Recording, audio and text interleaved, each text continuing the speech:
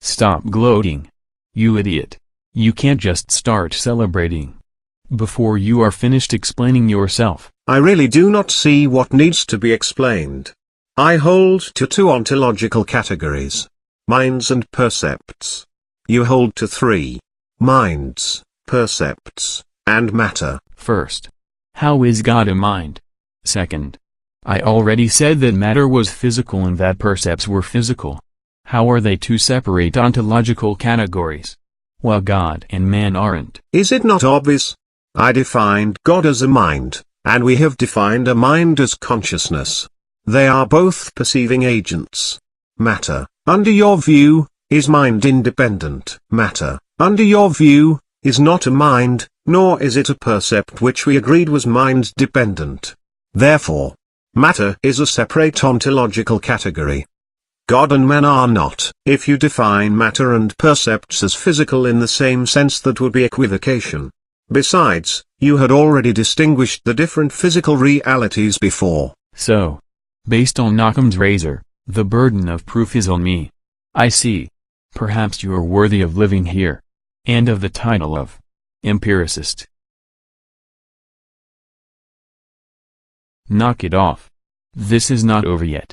Just because the burden of proof is on me, that does not mean God exists. Nor does it mean that there is any problem with holding to matter. I still contend that matter is a reasonable explanation for the existence of the percepts in my mind.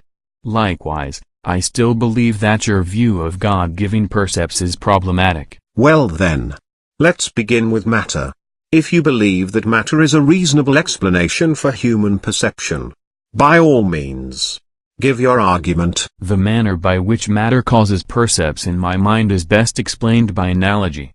Just as coldness causes water to freeze, so too matter causes the mind to produce percepts. That seems like a bad analogy. Because coldness does not cause water to freeze. Are you out of your mind? That statement is absolutely insane. I suppose you are one of those young Earth creationists too. That sounds like something they would argue. Yes. I am a young Earth creationist.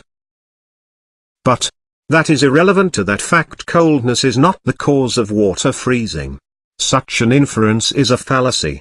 Just how is that a fallacy? The perception of coldness in association with the perception of water results in the consequent percept of ice. The observed event of ice following the previously observed events of coldness and water are merely sequential. To infer ice as caused by the prior event is a fallacy. Post hoc, likewise, the sensible experience of coldness and ice being together is merely an observed correlation. Like the previous example, there is not necessity, but fallacy. Cum hoc. So what? If that is the case, I have no problem saying that the relationship between matter and my mind is correlative.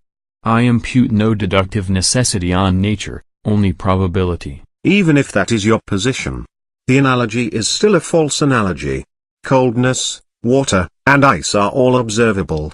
Of minds, matter, and percepts only percepts are observed. Therefore you cannot say that, like coldness and ice, matter and percepts are correlated.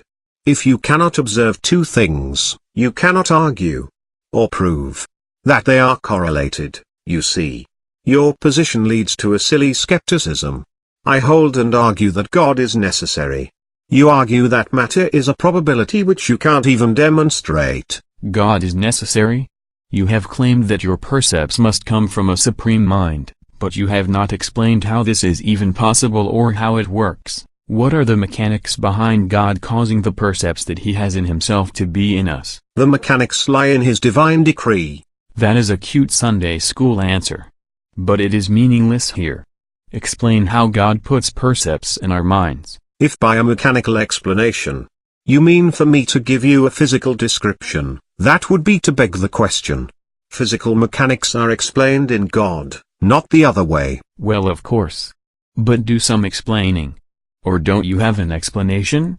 Surely you have some reason on which to base your so-called necessary cause called God. God's existence and necessity is inferred from the perceptual content of my mind and its nature. A percept can only exist in a mind. They came into my mind from some other place. That other place can only be a mind, because only a mind can cause percepts. Being the causal source of all percepts, this mind is a supreme mind called God. So, how does God cause the percepts to exist in your mind? By necessity. So, you believe this to be a logical necessity. Am I right? Indeed. Well then, if such is a logical necessity, can you explain how an eternal God, who is outside of time, can interact with temporal beings? God is the source of time. He does not reach into the metaphysical fishbowl of our reality, as you may be implying. I am not implying anything. But when did your God begin to produce time? That is a very great mystery.